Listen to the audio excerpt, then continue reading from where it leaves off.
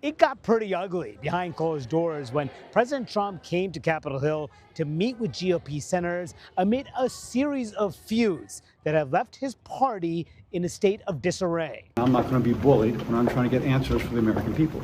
The fight was between Senator Bill Cassidy of Louisiana, a Republican senator who actually voted to convict Donald Trump in his second impeachment trial. Trump paid him back by endorsing his primary rival just a month ago. Cassidy lost that primary bid, even though Cassidy did everything he could to get into Trump's good graces. Since Cassidy lost, he has come back and been a thorn in the president's side, including over the issue of Iran. And that is the issue that bubbled up behind closed doors. President Trump making very clear he did not appreciate the fact that Cassidy and 3 other Republican senators voted just a day prior to limit President Trump's war powers with Iran. Cassidy and him got into a back and forth. Things got rather heated.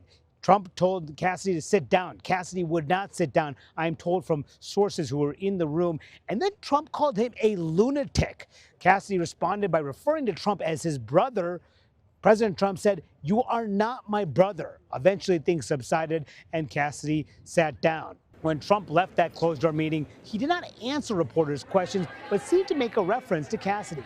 We like our leader. We like everybody really in the room. I don't like a few people, but that's okay. I think you know who they are. But there is so much concern in the United States Senate about the way President Trump has been making demands that simply cannot be met because the votes aren't there to pass his bill to overhaul voting in the United States, the so-called Save America Act that would require voters to provide a proof of citizenship to register to vote. That bill has failed multiple times in the United States Senate. Trump has essentially derailed his agenda, including abruptly scrapping a signing ceremony for a major bipartisan housing bill on the same day he was coming to Capitol Hill to meet with Senate Republicans. A number of GOP senators, from Senator Lisa Murkowski, as well as Senator Kevin Cramer, a more conservative member, have expressed concerns about that position. You know, I've been pretty clear that the Save America Act has no chance of passing. But even despite that, we've been able to move his agenda along. Is he hurting your chances of keeping the majority? I'm just going to say I don't think it helps.